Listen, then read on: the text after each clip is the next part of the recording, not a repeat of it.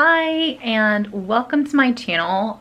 Today, I'm going to be taking you on a tour of how I am organizing my craft closet. These closets have been this way for probably close to 2 or 3 years now, and we have just really outgrown them. And I'm also trying to find ways to configure spaces so that it's more I don't have stuff everywhere. So I had my craft supplies in the office closet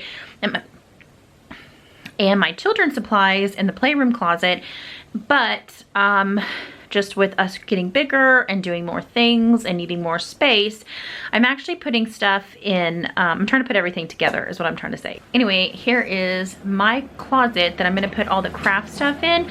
So I'll show you what it looks like before and then I'll show you an after. So here's all the stuff that I took out of the playroom closet. Just have, in here I have some craft supplies like felt letters and scissors, and I think there's crayons in there too. What is this? I have yarn and other little things. I think this is just stickers that they threw together at the thrift store. Some scrapbooking stuff, colored paper, and felt. And there, these are some cloth napkins that a friend sent me. These will actually be used for something else. And then just a bunch of other really fun supplies that I'm gonna figure out where all this goes. So yeah. And this is the hot mess closet that needs to be organized. So this stuff I won't really get into because a lot of this over here is like office supplies, as you can see, and then these are just things that I've kept for the girls when they were little, like first shoes and pictures and all that go down. Sewing stuff down there, but some of this stuff we've never even used. I just bought it and then I just put it in the closet and have never used it. Okay, so I've taken everything out of all the bins that they were in except for the paint. That's going to be its own project. But basically I took everything out, and it does look a little overwhelming, but I think that it's really not, because I've already kind of narrowed it down into a few things. Lots of ribbon, lots of paint, and lots of little wooden things. So I'm going to start there and see where that takes me. Oh, and also have a bunch of little random craft supplies that I can just throw in one basket, and if I need to grab them I can. So like these pipe cleaners and little scissors, or I think these are felt scraps that my friend sent me, so I can just throw all these little things in there, and I'm sure I could give them to my girls and they can find something to do with them, a little creativity thingy thing. Okay, and then here I just organized my paint supplies into 2 different little bins. Here, just as you can see, I just put the paint, and then here is kind of the smaller paint, and then the accessories like the brushes, and this is just water tempera, and these little glitter sticks are really fun to highlight things that they've already painted. Like for Christmas, for example, my girls had Christmas ones of these. These are plastic, but they painted a snowman and Santa Claus.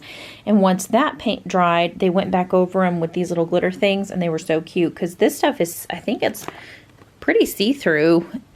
Whoops, sorry. This is mostly see-through. Once it dries, it's just the glitter remains. So that's really fun. And here is all my, I guess, I don't know what you would call this as a whole, but basically I'm keeping like sandpaper and a glue gun. I have my staple gun in there, extra staples and different types of wood, and a leveler. You ready for the big reveal? Ta-da! This is actually supposed to be pure. So this is my final product, and I'll show you what I've done. All right, starting at the top. These are stickers. Stickers are like one of the best things you can keep around for small children. These saved us during the COVID lockdown. I actually stockpiled these for 2 years and I had no idea what to do with them. And one day when COVID hit and we could go nowhere, I started pulling out stickers and they kept my children occupied. My kids were 2 and 3 at the time. Yeah, almost 4, 2 and 3. And you basically just give them a piece of paper and you let them tear it. If they can't tear it off themselves, if they can't get it started, what you can do is just pull the corners up of a few like this and just get it started enough to where the child can pinch it and pull it off. Just say pinch and pull, pinch and pull. And you do that for like maybe 8 or 10 and then let the child do it. But stickers are great for fine motor skills and pencil grasp, and it kind of gets them ready for like holding a pencil when they're learning to read and write. Well, write, not necessarily read, but it's just really great. And then the older that the more they master it, the more these smaller ones with more angles and parts to them are really good because it just kind of fine tunes their motor skills.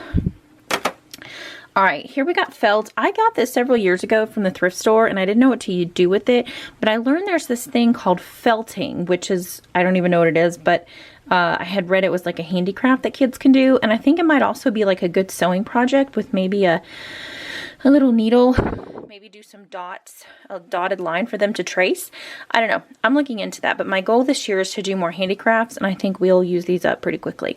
Here I got construction paper. You can actually get these from the Dollar Tree for $1. I don't know how many come in a pack, but these are really good, again, for stickers, or if you want to cut them out and the kids can glue them. They're just really good. This is glitter foam. I think we made a crown out of this one time. I don't know what else to do with it, but I keep it on hand just in case I have an idea. Over here, I'm just keeping some odds and ends. I have seashells here. My kids love seashells. We have teeny tiny ones in here, and then we have big fat ones as well. And my girls just like these. They don't even really play with them, but I think there's just something sensory about holding seashells and moving them around and that sort of thing. They really, really enjoy it. These are some penne noodles. I think all I did was make a bunch of cups of different colored water, warm water maybe, and then I just dumped the noodles in them and left them in there for a few minutes. Then I took them out and laid them out on a napkin to dry. They're not as bright as they were, but as you can see, my girls like strung beads. They even ate some. I don't know why, but they did. But yeah, there's a lot of things, and it's just a fun sensory thing to play with. And then this is a honey jar that I bought at an estate sale, and I just think it's so fancy to keep things in the bathroom, like cotton balls and ear swabs. What are those things? Q-tips. I like keeping Q-tips and things like that. It's so fancy and just makes it really interesting.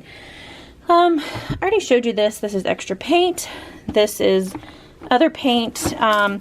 This is just some little floral styrofoam, ribbon, string, and yarn. All my extra little odds and ends for crafting, that stuff, wooden beads, and I already showed you this one, this little, this box right here, and then this box as well. I put the yellow picture leveler hanger thing in there.